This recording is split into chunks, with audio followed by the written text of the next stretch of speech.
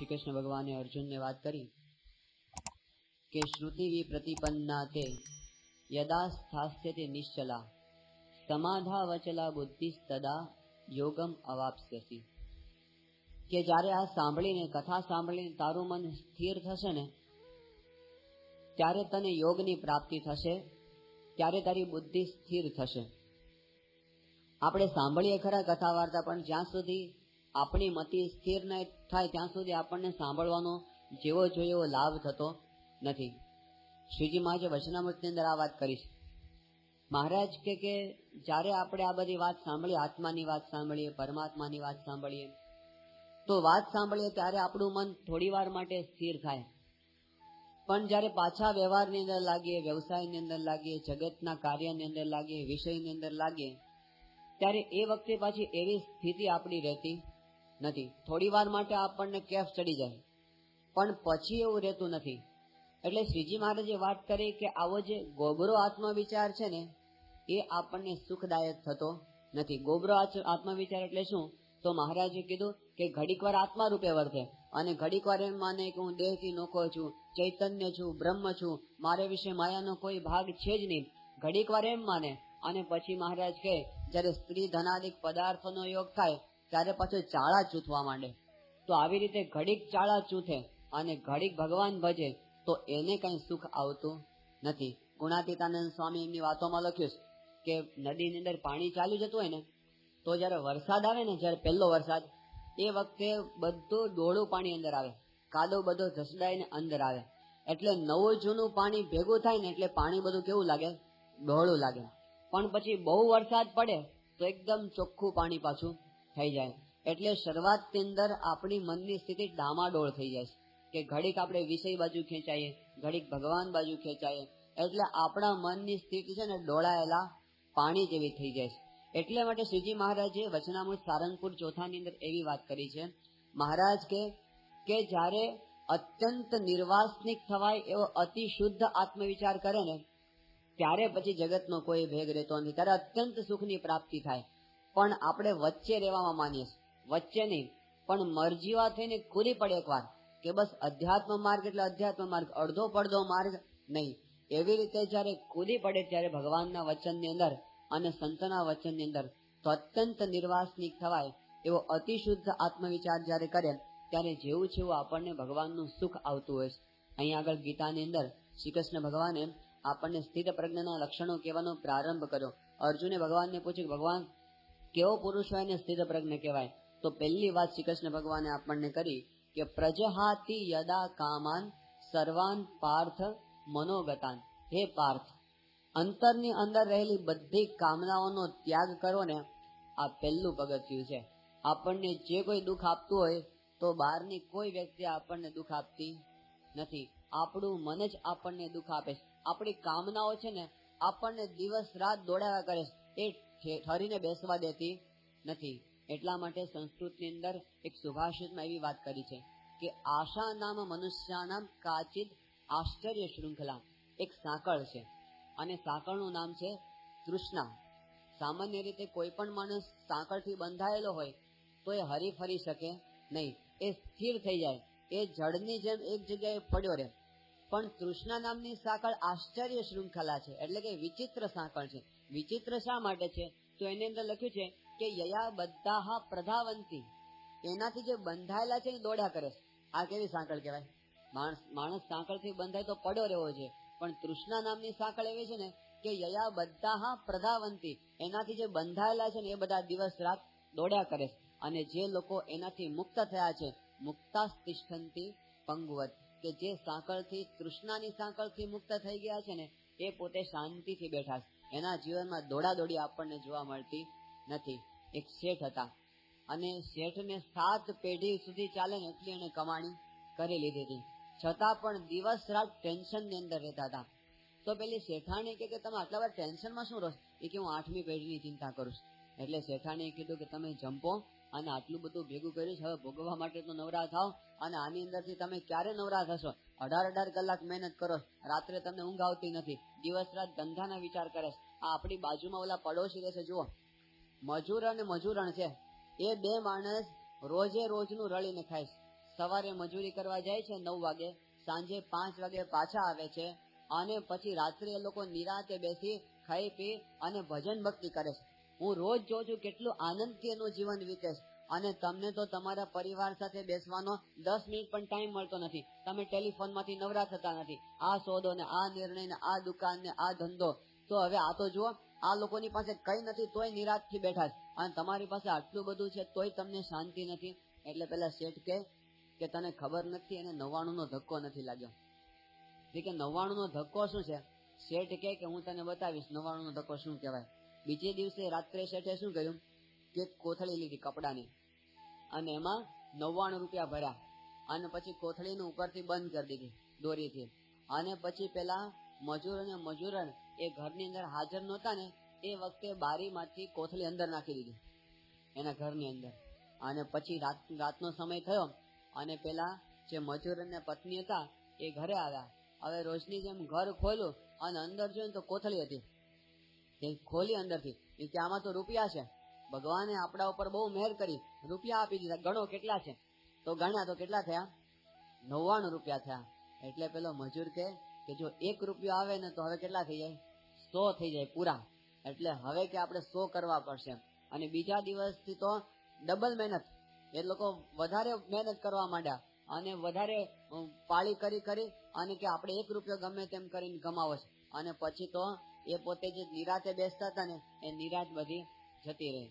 દિવસ રાત મહેનત કરી અને અઠવાડિયું થયું ને તો 100 રૂપિયા ભેગા થઈ ગયા. કે આ તો રૂપિયા ભેગા થાય છે. જો આપણે આવી રીતે મહેનત કરીએ તો 100 ના 200 પણ થાય, અને 200 ના 500 પણ થાય, અને 500 ના 1000 પણ થાય. પછી કે વાત તૃષ્ણા જાગી ગઈ, અને બીજા દિવસથી એ લોકોની બધી ઊંઘ હરામ થઈ ગઈ. પછી તો રાતના એ લોકો આમ ભજન કરતા બંધ થઈ ગયા. મોડી રાત્રે આવે, સવારના પોરમાં નીકળી જાય. શેઠાણીને આશ્ચર્ય થયું કે આ શું થયું આ લોકોને, આની શેઠ જેવી દશા કેમ થઈ ગઈ? કે રાતના એ લોકો નિરાતે ભજન ભક્તિ કરતા હતા અને આવી રીતે આનંદથી જીવતા હતા, શું થયું? શેઠે કીધું કે એને 99 નો ધક્કો લગાડી દીધો છે મેં. હવે બેસશે નહીં. તો આનું નામ કહેવાય 99 નો ધક્કો. એકવાર 99 થાય ને પછી 100 ની ચિંતા શરૂ થાય. તો આ તૃષ્ણાનો તો ક્યારેય અંત જ નથી. નિષ્કાળ સ્વામી એટલે પોતે વાત કરી છે કે નર ઈચ્છે છે નરેશ થાવા, રાજા ઈચ્છે અમર લોક જાવા. માણસને એવી ઈચ્છા છે કે હું રાજા થઈ જાઉં. હા, પેલા અહીંથી કોકને એમ કહે કે તમે વિધાનસભાના સભ્ય બનાવવામાં આવશે, ઓહો મને વિધાનસભાના સભ્ય તો હું ન્યાલ થઈ જાઉં. પણ જો જેવા વિધાનસભાના સભ્ય બને ને એટલે તરત એમ થાય કે હવે આપણે જો ત્યાં સેન્ટરમાં જઈએ ને તો સારું, હવે તો એમપી થઈ જાય આપણે. આને જો એમપી ભૂલમાં પણ બનાવી દે તો પછી શું તૃષ્ણા જાગે કે હવે આપણને કંઈક મિનિસ્ટર બનાવી દે, એકાદું ખાતું હાથમાં આપી દે તો સારું, એની તૃષ્ણા જાગે. અને એના માટે દિવસ રાત મહેનત કરે. અને જો ખાતું હાથમાં આવી ગયું તો પછી એને લાગે હવે આપણે પ્રાઇમ મિનિસ્ટર બનીએ. તૃષ્ણા ક્યારે એનો અંત આવતો નથી. એટલા માટે કીધું કે નર ઈચ્છે છે નરેશ થાવા, રાજા ઈચ્છે અમર લોક જાવા. રાજાને એમ છે કે હું દેવતા બની જાઉં, પણ દેવતાઓને ક્યાં શાંતિ છે? અમર ઈચ્છે છે ઇન્દ્ર પદવી, ઇન્દ્ર ઈચ્છે થાવા આદ્ય કવિ. આદ્ય કવિ એટલે બ્રહ્મા.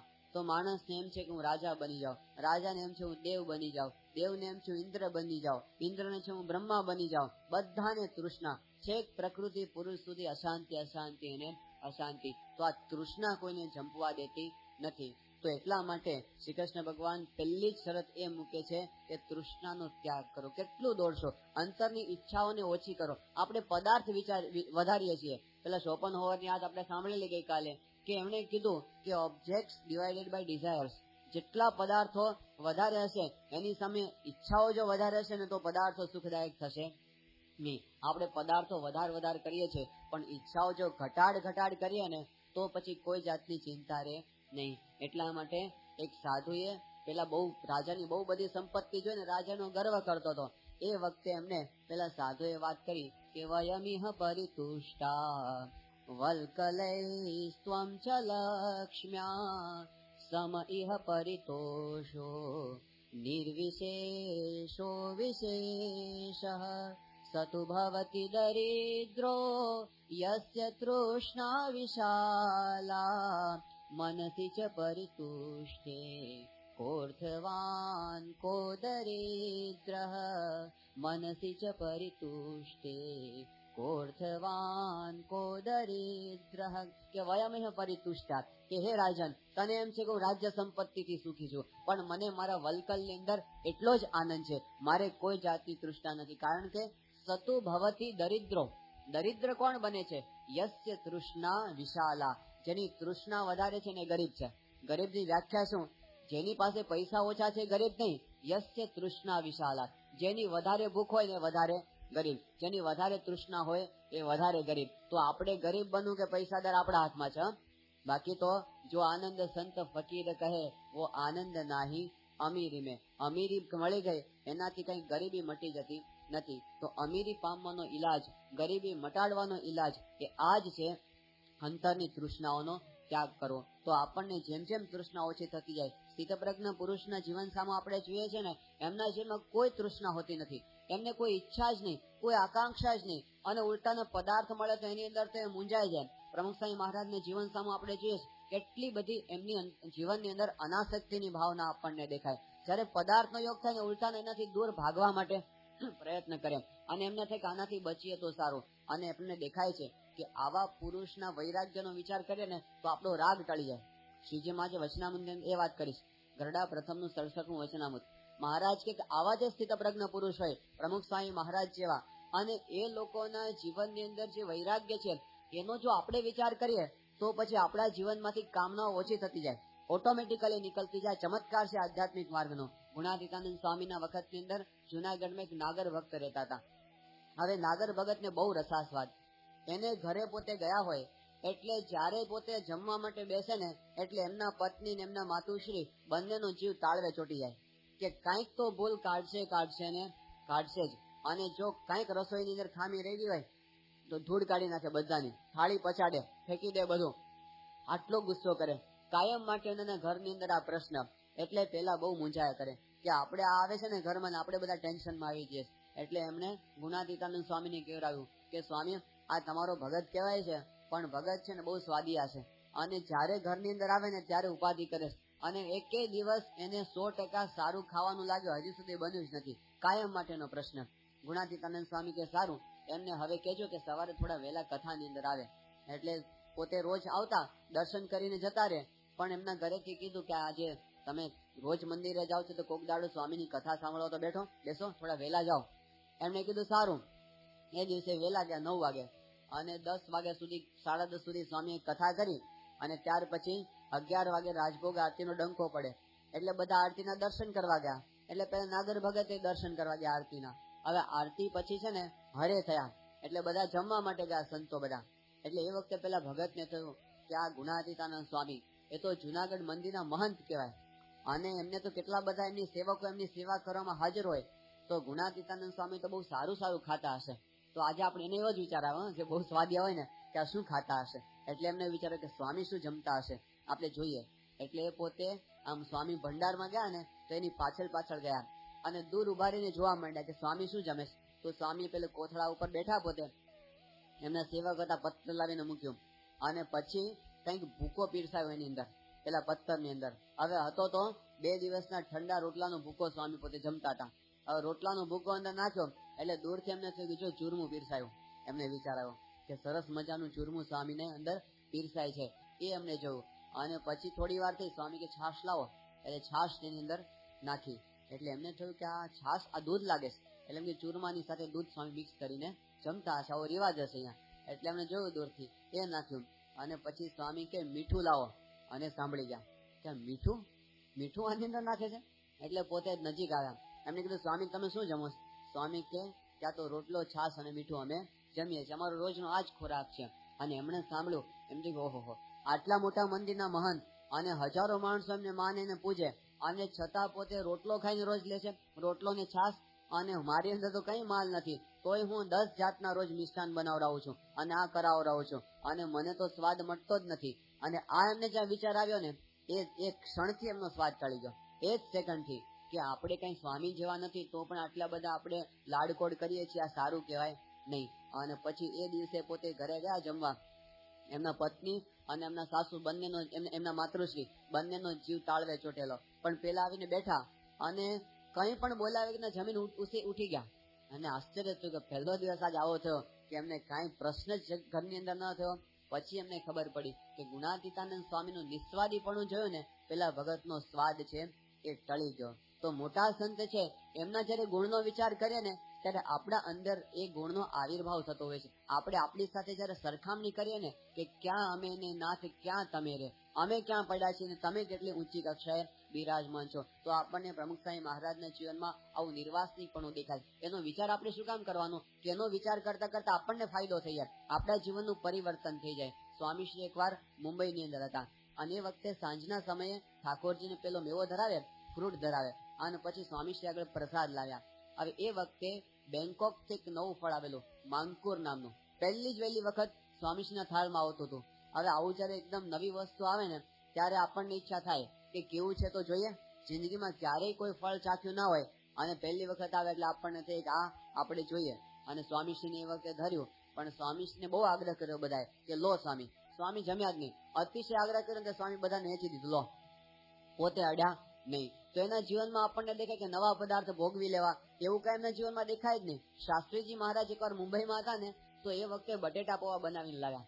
હવે એ વખતે બટેટા પૌવા બહુ નવી આઈટમ કહેવાય. તો પહેલી વખત શાસ્ત્રી મહારાજ પાસે લાવ્યા કે સ્વામી આને બટેટા પૌવા કહેવાય. શાસ્ત્રીજી મહારાજ કે આ નવું ટીખળ ક્યાં ઘાલ્યું, આ નવું ટીખળ તમે ક્યાં લેવા, હજી સુધી ખબર નથી ત્યાં સુધી વાંધો નહોતો. પણ આવું જે નવું કંઈક આવે ને તો આપણને તો મજા આવે કે કંઈક નવું આપણે ભોગવી લઈએ. પણ એમને નવાની અંદર આસક્તિ નહીં અને જૂનાની અંદર પણ નહીં. કામના કોને કહેવાય કે એક વખત વિષયની વસ્તુ ભોગ્યા પછી આપણને વારંવાર એની ઈચ્છા થયા કરે ને એનું નામ કામના કહેવાય. એને એવું પણ નહીં. સ્વામીશ્રીના જીવનમાં આપણને દેખાય છે કે આ ભોગવી લઉં, એવું ક્યારેય નહીં. 1988ની સાલમાં સ્વામીશ્રી જયારે પરદેશ ગયા ત્યારે એમની સાથે એમની રસોઈની સેવામાં બ્રહ્મતીર્થ સ્વામી ગયા હતા. અત્યારે સારંગપુર મંદિરની અંદર પોતે ત્યાંનો ભંડાર સંભાળે છે અને આખી સંસ્થાના મોટા મોટા ઉત્સવોમાં રસોડું સંભાળે છે બ્રહ્મતીર્થ સ્વામી. તો એ સ્વામીશ્રીની સાથે સેવામાં હતા. હવે આખો ઉત્સવ પતાવીને સારંગપુર આવ્યા અને પછી તો સ્વામીશ્રી સાથે આખી યાત્રા પતાવીને આવ્યા. હવે 8-10 મહિના સુધી સ્વામી સાથે રહ્યા હોય એટલે સંતોને બધાની ઈચ્છા હોય ને કે અમને સ્વામીના પ્રસંગો કહો. કે સભાની અંદર પ્રસંગો કહેતા હતા, બધા જે યાત્રા દરમિયાન બન્યા હોય ને એ બધા રિપોર્ટ આપતા હતા. અને એમાં સંતોએ પ્રશ્ન પૂછ્યો કે તમે આટલો ટાઈમ સ્વામીની રસોઈ બનાવી તો સ્વામીને કઈ વસ્તુ વધારે ભાવે છે એ વાત તમે કરો. તો બ્રહ્મતીર્થ સ્વામી કે હું સાચું કહું ને તો હું આટલો સમય સ્વામીશ્રીની સાથે રહ્યો, મને હજી સુધી ખબર જ નથી પડી સ્વામીને શું ભાવે છે અને શું નથી ભાવતું. કોઈ દિવસ કોઈ જાતની એમને ફરમાઈશ આપી નથી અને કોઈ દિવસ કોઈ વસ્તુને એમને અણગમો બતાવ્યો નથી. એમણે કોઈ દિવસ કોઈ જાતનું સજેશન કર્યું નથી કે આ મારા માટે બનાવો, આ સારું છે ને આ સારું નથી. તો એમના જીવનમાં સહજ વૈરાગ્ય. બાકી આપણી સાથે 2 દિવસ રહે ને તોય ખબર પડી જાય કાને શું ભાવે છે ને શું નથી ભાવતું. પણ સ્વામીશ્રીનું જીવન એવું અત્યંત અનાસક્તિ, કોઈ દિવસ કોઈ પદાર્થની એમને માગણી કરી નથી. નારાયણ ચરણ સ્વામી છે, સ્વામીશ્રીની સેવાની અંદર લગભગ 15 વર્ષ સુધી સતત રહ્યા છે, 15-17 વર્ષ સુધી અખંડ સાથે સાથે સેવામાં. અને જયારે સ્વામીશ્રી 1998ની સાલમાં પરદેશ ગયા એ વખતે સારંગપુર રોકાયેલા, એ વખતે એમનો પણ ઇન્ટરવ્યુ લેવામાં આવેલો અને એ વખતે પોતે વાત કરતા હતા સ્વામીના પ્રસંગો કહેતા પણ એમને વચ્ચે વાત કરી કે હું આટલા વર્ષથી સ્વામી સાથે ફરું છું પણ સ્વામી કોઈ દિવસ મને એમ નથી કીધું કે નારાયણ ચરણ મારા માટે આ બરાબર નથી થયું કે મારા માટે આ તું કરજે. આટલી વાત કરતા કરતા રડી પડ્યા રીતસર. એમણે કીધું સ્વામી કોઈ દિવસ ગમે એટલો ભીડો પડ્યો હોય કોઈ ફરિયાદ કરી નથી, એમણે કોઈ વસ્તુની માગણી કરી નથી. બાકી તો ઘરની અંદર આપણે જોઈએ ને કે જેમ જેમ ઘડપણ આવતું જાય ને એમ ડોસાની માગણીઓ વધતી જાય, પછી તેમને વધારે પેલો સ્વાદ છે ને વધતો જાય કે આ લાવો ને આ લાવો મારા માટે. અને પછી એમની આસક્તિઓ છે ને એને પણ દુઃખી કરે અને ઘરના બીજા માણસોને પણ દુઃખી કર્યા કરે. પણ સત્પુરુષના જીવનમાં આપણને અત્યંત અનાસક્તિ. એમના જીવનમાંથી શીખવા જેવું આ છે. સારંગપુરની અંદર એકવાર સ્વામીશ્રી બિરાજમાન હતા 1992ની સાલની અંદર. અમે બધા એ વખતે સાધકની અંદર હતા અને બધા પરદેશના સાધકો હતા, 20-25 જેટલા પરદેશના યુવાનો એક સાથે વખતે દીક્ષા લેવાના હતા. હવે એમને બધાને પ્રેમ થયો કે આપણે સ્વામીશ્રીને આઈસ્ક્રીમ બનાવીને જમાડીએ, એટલે બધાએ જાતે આઈસ્ક્રીમ બનાવ્યો. અને પછી સ્વામીશ્રી સાંજના 4 વાગે ભગવાનનો પ્રસાદ લે એ વખતે એમને આગળ 4 પ્રકારના આઈસ્ક્રીમની ફ્લેવર બધી મૂકી. આમ તો સ્વામીશ્રી તો સામું ન જોયું અને એમને ઉભા થવા જતા હતા તો બધાએ આગ્રહ કર્યો કે સ્વામી આ બધા સાધકોએ બહુ પ્રેમથી બનાવ્યું છે તો થોડો આપ જમો. તો સ્વામીએ છે ને અડધી ચમચી લીધો આઈસ્ક્રીમ, અડધી ચમચી, અને પછી મોઢા મૂકીને પાછો કાઢ્યો તો અડધી પાછી આવી. આ તો વર્લ્ડ રેકોર્ડ હશે. આઈસ્ક્રીમની અડધી ચમચીમાંથી અડધી પાછી આવે એવો હજી સુધી દુનિયામાં પ્રસંગ જ નહીં બન્યો હોય. અને સ્વામીએ પોતે મૂકી દીધું. પછી બીજા ફરી વાર બહુ આગ્રહ કે સ્વામી હજી થોડો લો થોડો, એટલે સ્વામી બીજી ફ્લેવર વાળી ચમચી હતી ને લીધી મને ઊંધી બોલી આઈસ્ક્રીમમાં, છતી નહીં, ઊંધી. અને પછી આમ વાટકી સાથે ઠપકારી, હવે શું બાકી વધે, અને એ સ્વામી જમ્યા. પણ એમને સહજ પ્રકારે આ બધું કરવું પડતું નથી, પણ એમને સહજ ભાવે અંતરમાંથી એ આસક્તિ જાગતી જ નથી. એમને ક્યાંય આ જગતના કોઈ પદાર્થમાં રસ જણાતો નથી. વાલા એ રસના ચાખણહાર, છાશ તે નવ પીવે રે લોલ. ભગવાનનો રસ જેને ચાખ્યો હોય ને એને આ જગતના કોઈ રસની અંદર આસક્તિ જણાતી નથી. યોગીજી મહારાજ એકવાર પોતે જમવા બેઠા હતા અને એમને સેવક યોગેશ્વર સ્વામી એ વખતે એમની સેવામાં હતા અને બધું જમાડતા હતા. થાળમાં ફ્રૂટ સલાડ હતો. તો યોગી બાપાને ફ્રૂટ સલાડ ની રુચિ જ નહીં. એ જમાડે ખરા બીજાને, બહુ આનંદથી જમાડે કે જમો. હમણાં જીવન ચરિત્રમાં પ્રસંગ આવ્યો હતો ને કે મુંબઈમાં સંતોને પ્રેમથી આઈસ્ક્રીમ જમાડે, યોગી બાપા વચ્ચે બેસે પાછા કે જમો બધા. અને એ વખતે કોકે કીધું કે બાપા તમે જમો ને. યોગી બાપા આમ પથ્થરની બાજુમાં આંગળી લઈ ગયા, હજી આમ 2 ઇંચ દૂર હોય ને, બહુ ઠંડો છે કે, બહુ ઠંડો છે, ત્યાંથી જ કે ના મારાથી નહીં જમાય, બહુ ઠંડો છે. પણ બીજાને પ્રેમથી જમાડી શકે. તો સ્વામીશ્રી પોતે આમ યોગીજી મહારાજના થાળમાં ફ્રૂટ સલાડ આવ્યો ને તો પોતે ફ્રૂટ સલાડ તો અડે નહીં. એટલે યોગેશ્વર સ્વામી છે ને અંદરથી ચેરી હતી, ચેરી કાઢી અને યોગીજી મહારાજની હાથમાં મૂકી કે લો બાપા આ ચેરી તમે જમો. યોગીજી મહારાજ ચેરી બાજુમાં મૂકીને કે ભગવાન ભજી લેવા. કે આપણે ભગવાન ભજી લેવા, આ તાલમેલ ની અંદર પડવું નહીં. તો એમને કોઈ પદાર્થ નહીં. આ તો આપણે સામાન્ય બધા ખાવા પીવાના પ્રસંગોની વાત કરી, પણ દરેક બાબતમાં એમને એવું છે, એને કોઈ પદાર્થની અંદર ક્યાંય બંધન થતું નથી, આસક્તિ થતી નથી, એમને કઈ તૃષ્ણા જાગતી જ નથી. તો ગીતા આપણને સમજાવે છે કે આવી રીતે જયારે પ્રજહાતિ યદા કામાન સર્વાન પાર્થ મનોગતાન, કોઈ પદાર્થની આસક્તિ નહીં, જેમ બને એમ સાધે. મુંબઈની અંદર સ્વામીશ્રી એકવાર હતા 1976ની સાલમાં. હવે એ વખતે છે ને 1981માં જે ભગવાન સ્વામિનારાયણ દ્વિશતાબ્દી મહોત્સવ આવતો હતો એ નિમિત્તે દર સુદ નોમના દિવસે સવારના પોરમાં પ્રભાત ફેરી નીકળે. એટલે સ્વામીશ્રીનો નિત્યક્રમ એવો હતો કે સવારના પોતે સ્નાન કરી અને પછી પ્રભાત ફેરીમાં જાય, અને પ્રભાત ફેરીમાં થઈને ફરીવાર સ્નાન કરે અને પછી પૂજાની અંદર પોતે વધારે. હવે એ દિવસે મુંબઈની અંદર બધા સંતોની સાથે સ્વામીશ્રી પણ સ્નાન કરી પ્રભાત ફેરીમાં ગયા, અને પ્રભાત ફેરી ફરીને પછી સ્વામી નાવા ગયા. હવે નાવા જતી વખતે સ્વામી એમના સેવા કરતા વખતે દેવચરણ સ્વામી, તો સ્વામીએ દેવચરણ સ્વામીને કીધું કે આ મારું ધોતિયું છે ને એ ફાટી ગયું છે, તો હું સ્નાન કરીને આવું ને એટલી વારમાં તમે એ સંધાવી રાખજો. દેવચરણ સ્વામી હાય હા કરી, અને પછી સ્વામી જયારે નાઈને આવ્યા ને ત્યારે એમણે નવું ધોતિયું આપ્યું કે આ ફાટી ગયું છે તો આપણે કાઢી જ નાખીએ. સ્વામી તો કહે પણ આપણે સંધાવાની જરૂર નહીં, આપણે નવું જ ધોતિયું આપીએ. એમણે નવું ધોતિયું આપ્યું સ્વામીને. સ્વામી કે આ નહીં, ઓલું મારું જૂનું હતું એ લાવો. તો એમને બાનું બતાવ્યું, સ્વામી સંધાવાનું બાકી રહી ગયું. સ્વામી કે સંધાવાનું પણ અત્યારે મેં તમને કીધું તો ખરું સંધાવી નાખો. એ કે સ્વામી અત્યારે મારે કોને સાંજના શોધવા, અત્યારે સિલાઈ કરનાર કોણ મળે. સ્વામી કે ઓલા શામજી ભગત છે ને, અત્યારે પરમ પુરુષ સ્વામી છે એમના એ વખતે શામજી ભગત હતું. સ્વામી કે ઓલા શામજી ભગત છે ને સિલાઈ કરે છે ને. તો દેવચરણ સ્વામી બાનું બતાવ્યું પાછું કે સ્વામી અત્યારે અમને ક્યાં શોધવા જવા અને ક્યાં મળે. તો સ્વામી છે ને ખુરશી પર બેસી જ ગયા. સ્વામી કે ગમે ત્યાં એને શોધીને લાવ, એ જયારે ધોતિયું સાંજશે અને પછી હું પહેરીશ, આ મારે પહેરવું નથી.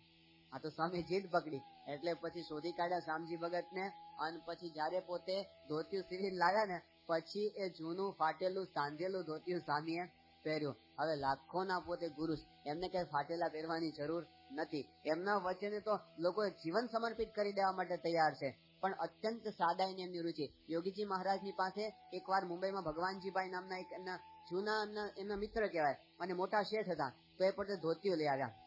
ધોતિયું છે ને પાતળું હતું, આમ સરસ મજાનું હતું, રેશમી જેવું. એટલે બધા એમને એમ કે યોગીજી મહારાજ આવું ધોતિયું પહેરે તો સારું. યોગીજી મહારાજે કીધું અને બતાવ્યું ને કે મારે તમને આ ધોતિયું ભેટમાં આપવું. અને યોગીજી મહારાજ ટેન્શનમાં ચડી ગયા. યોગીજી મહારાજ આવું કોક કે ને કે ના આપણે ન પહેરાય, કે ના તમને મારે આપવો જ છે. અને યોગીજી મહારાજ મૂંઝાઈ ગયા એકદમ. હવે આ વાતની નિર્ગુણદાસ સ્વામીને ખબર પડી કે યોગીજી મહારાજ મૂંઝાઈ ગયા છે અને પેલા એમની પાછળ પડ્યા કે મારે તમને આવું જ ધોતિયું આપવું છે. એટલે નિર્ગુણદાસ સ્વામીએ ભગવાનજીભાઈને બોલાવ્યા. એમણે કીધું તમારે જોગી મહારાજને રાજી કરવા? એ કે હા મારે એમને રાજી કરવા. એ કે જો રાજી કરવા ને તો જાડું માદરપાટનું ધોતિયું લાવજો. આમાં એ મૂંઝાઈ જશે. ઉલટાના યોગીજી મહારાજ ને એવું ને કે આમ ધર્મ વિરુદ્ધ નિયમ વિરુદ્ધ કઈ હોય ને પોતે મૂંઝાઈ જાય. કેટલી હદ સુધી, એકવાર તો પોતે ચરોતરની અંદર શાસ્ત્રીજી મહારાજની સાથે ગાડામાં બેસીને બોચાસણ જતા હતા અને રસ્તાની અંદર એક જગ્યાએ એમને જોયું કે કોઈક પરોક્ષનો સાધુ બાવો હતો, પણ બાવો રૂપિયા ગણતો હતો. અને યોગીજી મહારાજ જોયું ને કે આ સાધુ થઈને રૂપિયા ગણે, તો એનો યોગીજી મહારાજ ને આમ ધ્રાસકો પડ્યો, આઘાત લાગ્યો અને તાવ આવી ગયો એમને. તો બોચાસણ ગયા ને તે તાવ ભારે આવી ગયો. એટલે બધા હરિભક્તો ડોક્ટરને શોધવા માંડ્યા કે સ્વામી આપણે શાસ્ત્રી મહારાજને કહ્યા કે યોગીજી મહારાજને તાવ આવે છે, કોઈક ડોક્ટરને આપણે બતાવીએ. શાસ્ત્રીમાં જ કે એમનો તાવ જુદો છે, ડોક્ટર થી મટે એવો એમનો તાવ નથી. કે શું છે કે જોગી મહારાજે કોક સાધુને રૂપિયા ગણતા જોઈને એમને તાવ આવી ગયો કે આ સાધુ થઈને રૂપિયા ગણે છે. તો કેવું કહેવાય એમને કે એમને ધર્મ વિરુદ્ધ આટલું પણ હોય ને, એ પોતે વધારે ભોગવવાની આટલી પણ વાત થાય એમને ટેન્શન ચડી જાય. મોટા પુરુષની આ રીતે જ આપણને તો વિષય ભોગવવા મળે તો આનંદ થાય, અને એમને તો જયારે વિષય સામા મળે ને ત્યારે પોતે મૂંઝાઈ જાય. તો આપણી પણ જયારે આવી વૃત્તિ થાય, પ્રજહાતી યદા કામાન સર્વાન પાર્થ મનોગતાન, અંદરમાંથી આપણી આસક્તિ ટળી જાય. આ શબ્દ જે શ્રી કૃષ્ણ ભગવાને વાપર્યો છે ને બહુ સુંદર છે કે મનોગતાન કામાન, અંદરથી આસક્તિનો ત્યાગ કરો. એકલા બહારથી ત્યાગ કરવાથી ક્યાંય વળતું નથી. એકલા જંગલમાં જતા રહે તો એનાથી ક્યાં આસક્તિઓ ટળી જતી નથી. ભરતજી હતા, પોતે રાજ્યનો ત્યાગ કરીને જંગલમાં જતા રહ્યા કે આપણે તપ કરીએ પુલહાશ્રમ પર, જ્યાં જગત દેખાય જ નહીં, પુલહાશ્રમ ની અંદર. અને ત્યાં જઈને પોતે હિમાલયની અંદર તપશ્ચર્યા શરૂ કરી અને પોતે એક દિવસ પોતે પોતાના આશ્રમની બહાર ગયા, ગંડકી નદીમાં સ્નાન કરતા હતા. અને એ વખતે એમ દ્રશ્ય જોયું એમણે કે એક મૃગલી હતી દોડતી દોડતી ત્યાં આગળ આવી, એની પાછળ સિંહ પડ્યો હતો, અને પેલી મૃગલી હતી ને એ સગર્ભા હતી. પણ ગભરાટની અંદર એ પોતે ગંડકી નદીને કૂદવા ગઈ અને જોર કરીને કૂદી તો ખરી, પણ સામે કિનારે પહોંચતા પહોંચતા મરી ગઈ અને એના ગર્ભમાંથી બચ્ચું જન્મી ગયું.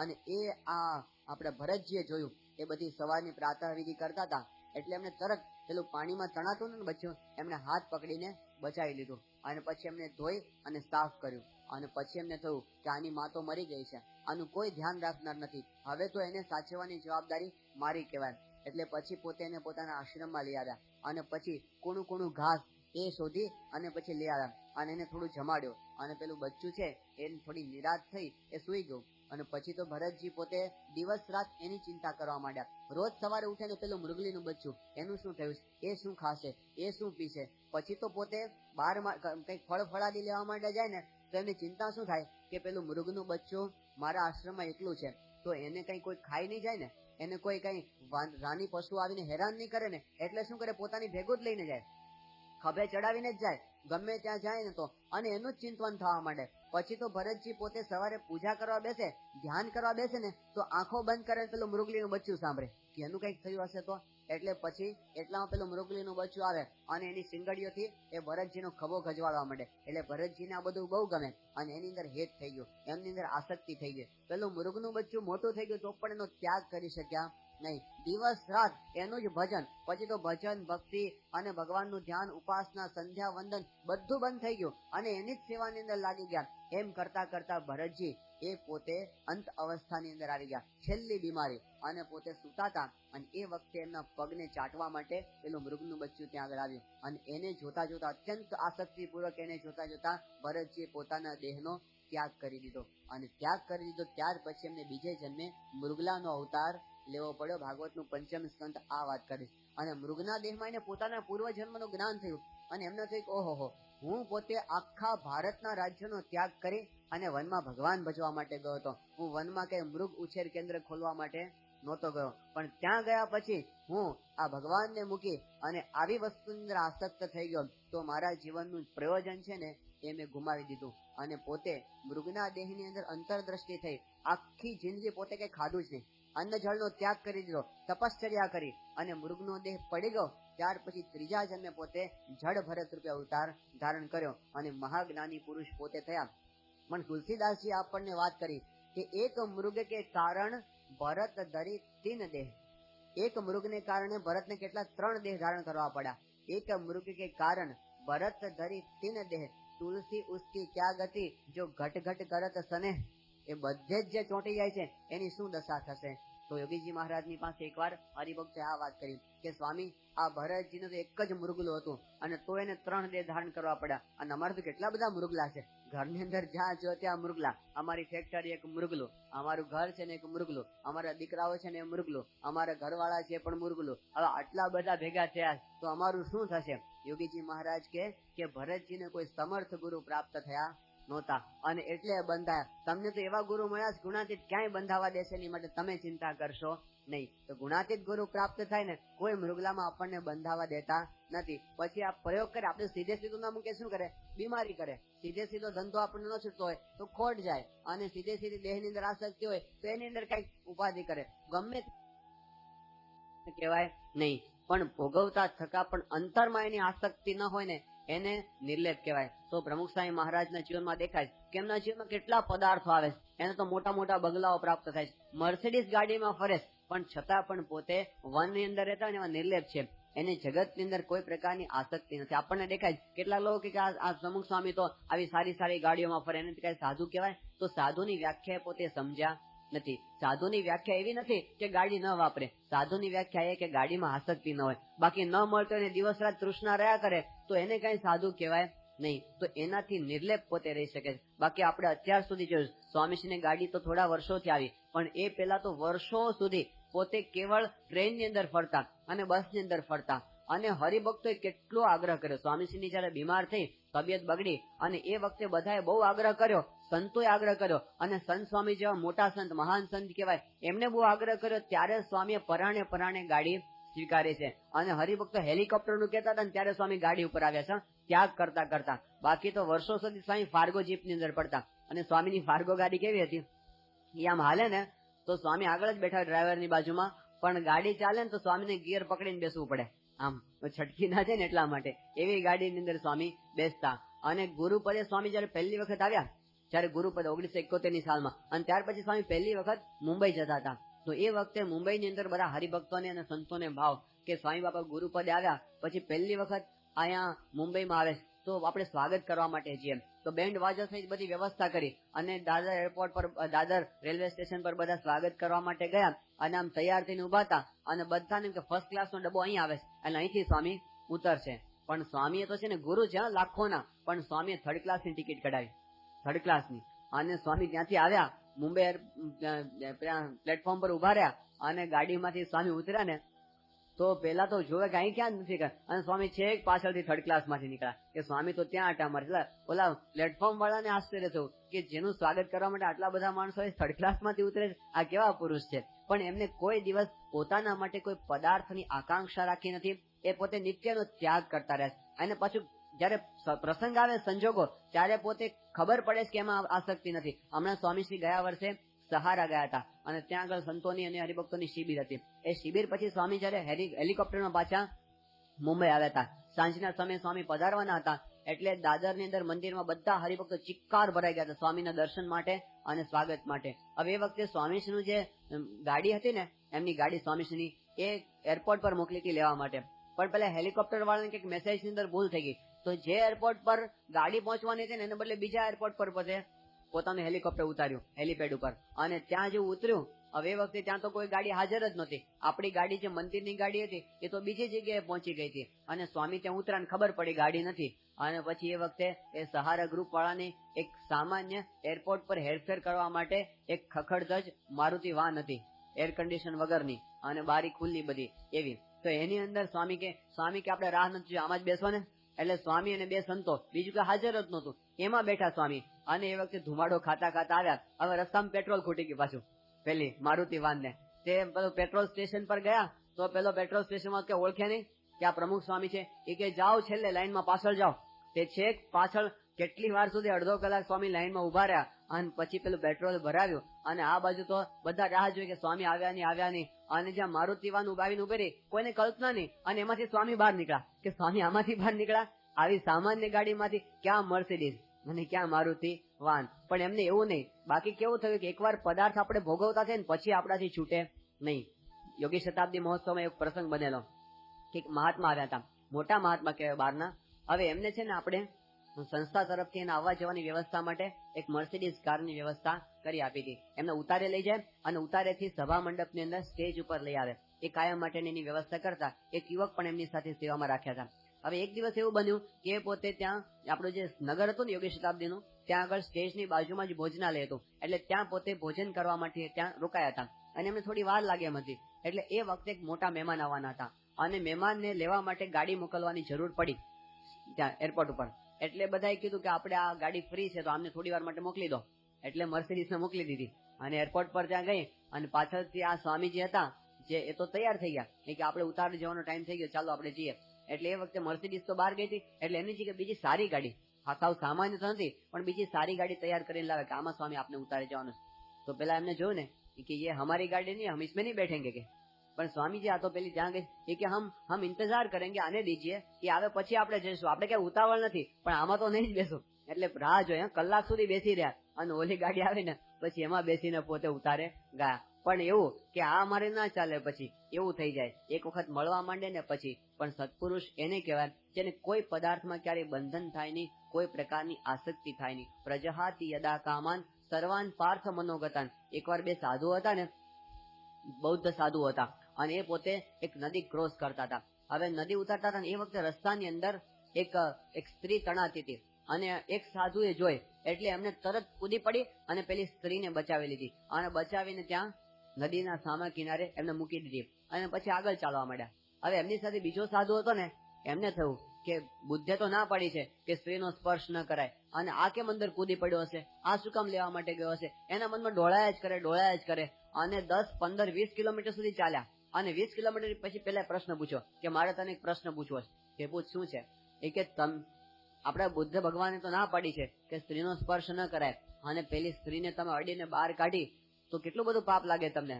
તો પેલો સાધુ હતો ને, એમણે શું કીધું કે મેં તો એને ક્યારની કિનારે મૂકી દીધી, તું અત્યારે ભેગો લઈને ભેગો અહીં સુધી લઈ આવ્યો. મેં તો એને મૂકી જ દીધી છે, તે હજી એને છોડી નથી. શ્રીજી મહારાજે શિક્ષાપત્રીમાં લખ્યું કે આપતકાળ હોય અને કોઈ સ્ત્રી તણાતી હોય તો સાધુએ એમનો સ્પર્શ કરીને અથવા એની સાથે બોલીને પણ એની રક્ષા કરવી. પણ પછી એકવાર રક્ષા કરી દીધી પછી પૂછવા ના જો બેન કેમ છે તમારે, હવે એવું પૂછવાની પછી જરૂર નહીં. એ બધું પતી ગયું. તો પ્રજાહાતી યદા કામાન સર્વાન પાર્થ મનોગતાન. મનની અંદરથી આ બધો ત્યાગ થઈ જાય ને એ અગત્યની વસ્તુ છે. બાકી બહારનો એકલો ત્યાગ છે ને એ અસર કરતો નથી. તો અહીં આગળ શ્રી કૃષ્ણ ભગવાને પહેલી જ વાત કરી કે સ્થિત પ્રજ્ઞનું પહેલું અને મહત્વનું લક્ષણ છે આ પ્રજાહાતી યદા કામાન સર્વાન પાર્થ મનોગતાન. એમાં સૌથી મોટી આસક્તિ છે ને એ માનની આસક્તિ છે. માનની ભૂખ છે ને એ માણસને દિવસ રાત સતાવ્યા કરતી હોય. જો બે માણસ બોલાવે એટલે માણસ ફૂલી જાય, અને બે માણસ સામું ન જોયે એટલે પોતે આમ ટાયરમાંથી હવા કાઢની ખાય ને તો લૂઝ થઈ જાય. હા, સ્વામી એક વખત શ્રીજી મહારાજ પોતે નીલકંઠ વર્ણિ વિશે જંગલમાં વિચરણ કરતા હતા, અને એ વખતે એવું બન્યું કે એક રાજ્યની અંદર મહારાજ પધાર્યા, અને એ વખતે ત્યાંનો રાજા હતો ને એ પોતે બહુ ભક્ત રાજ હતો અને સારો મુમુક્ષુ હતો. તો શ્રીજી મહારાજ એમને સ્વાગતા કરી, અને પછી મહારાજની સંભાવના કરીને પછી મહારાજને વાત કરી કે મહારાજ, આ રાજ્યની અંદર અમારા એક ગુરુ રહે છે, જંગલની અંદર રહે છે, પણ આખા રાજ્યના લોકો એમને માને છે ને બહુ પ્રતાપી ગુરુ છે. અને એમણે કીધું કે સ્વામી અમારા ગુરુ છે ને એ તો આખું વર્ષ ગુફામાં રહે, કંઈ ખાતા નથી અને કંઈ પીતા નથી, વર્ષમાં એક જ વાર બહાર આવે છે, શરદ પૂનમના દિવસે પોતે બહાર આવે, અને અમે બધા એમને દર્શન કરવા માટે જઈએ. એક વાર બહાર આવે અને આમ હાથ હલાવી અને પાછા અંદર જતા રહે, તે એક વર્ષ સુધી પાછા બહાર આવતા નથી. મહારાજે કીધું કંઈ ખાતા નથી? એ કે હા મહારાજ કંઈ ખાતા નથી. મહારાજ કે ખોટી વાત, કે મહારાજ કંઈ અમે આપતા જ નથી તો અંદર ગુફામાં ખાય ક્યાંથી? મહારાજ કે કંઈ નહીં ખાતો હોય તો માન ખાતો હશે.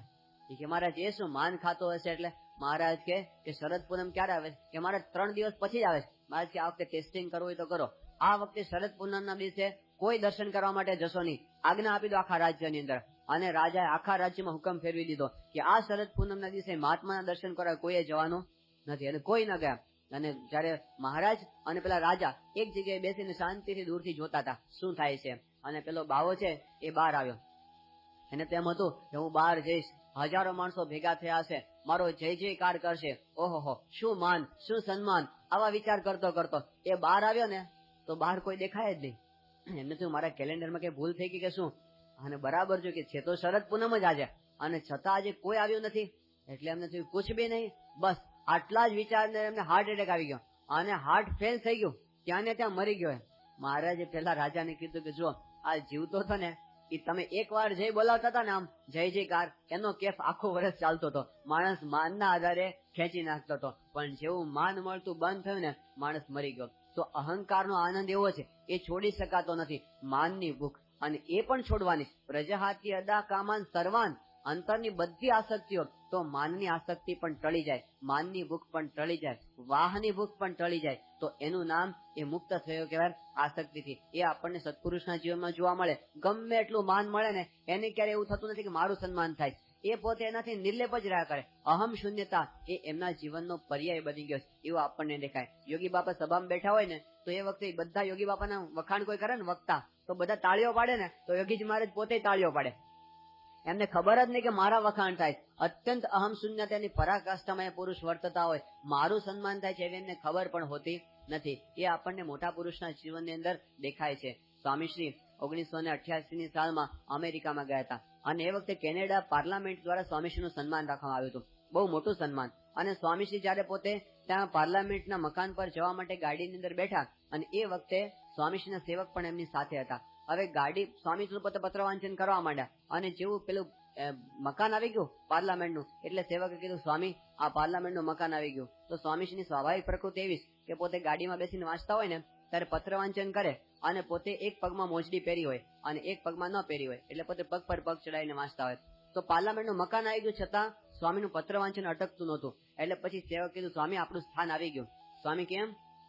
સ્વામીએ પોતે કાગળ વાળીને મૂકી દીધો, ચશ્મા કાઢીને બાજુમાં મૂક્યા અને પેલું ગાડીનું બારણું ખોલ્યું એટલે સ્વામી ચાલવા માંડ્યા. 3-4 ડગલા ચાલ્યા ત્યારે સેવક સંતે કીધું કે સ્વામી જુઓ તો ખરા, તમારે એક પગમાં મોજડી છે, એક પગમાં પહેરી જ નથી.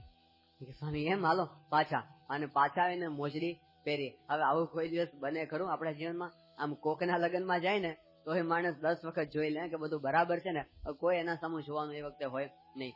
તો પોતાનું સન્માન થાય છે છતાં પણ એવું નહીં કે આટલું મારું સન્માન થાય છે. 1982ની સાલમાં પ્રમુખ સ્વામી મહારાજ પરદેશમાં એરપોર્ટ પર લંડન ગયા હતા અહીંથી. હવે એ વખતે પહેલી વખત સ્વામીશ્રીનું ભવ્ય સન્માન.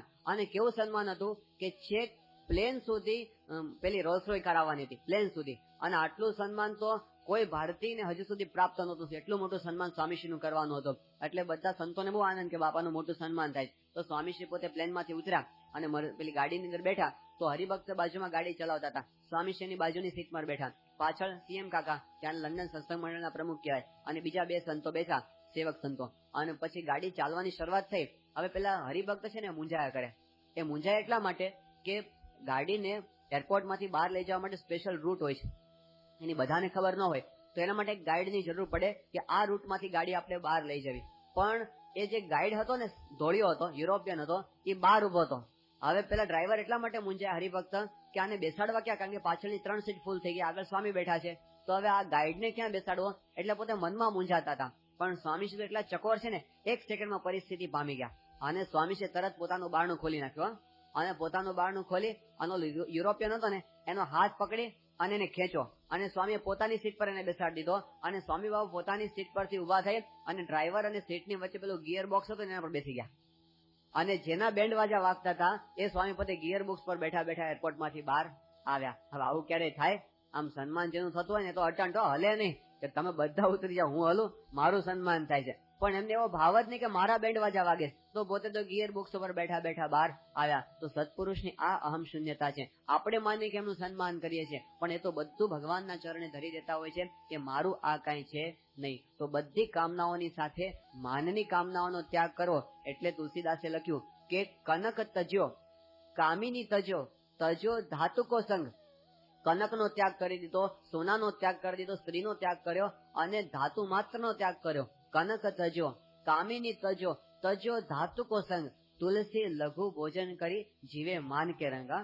ખાવાનું પણ પોતે આમ ઉપવાસ કરે પણ માનના આધારે પોતે ખેંચી નાખે પોતાનું જીવન. તો બધી આસક્તિઓનો જે ત્યાગ કરે ને એ સાચા સંત કહેવાય. સબ ગુણ પૂરન પરમ વિવેકી ગુણ કો માન ના આવે. પોતે પરમ વિવેકી છે, બધા ગુણથી પૂરણ, છતાં પણ ગુણનું માન ના આવે ને એ સાચા સંત કહેવાય. તો એ પ્રજહાતિ અદા કામાન એવા સ્થિતપ્રજ્ઞ પુરુષની વાત કરી. અને પછી શ્રી કૃષ્ણ ભગવાન બીજું લક્ષણ કહે છે કે આત્મન્યેવાત્મના તુષ્ટ સ્થિતપ્રજ્ઞ સદોચ્યતે.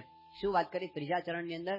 કે પોતે આત્માની અંદર જ તુષ્ટ છે, એમને બહાર કોઈ પદાર્થની આસક્તિ રહેતી નથી, અંદર જ.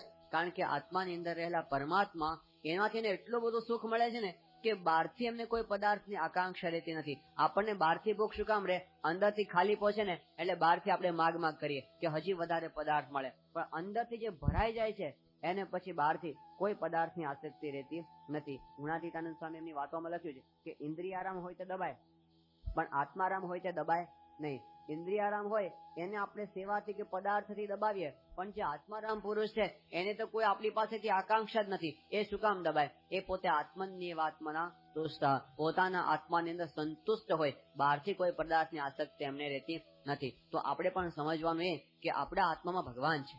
આપણે જે કાંઈ સુખ પ્રાપ્ત કરવાનું છે આપણી પાસે જ છે. પ્રમુખ સ્વામી મહારાજ ઘણી વખત કહે છે કે તારું સુખ તારી પાસે. શું કહે છે?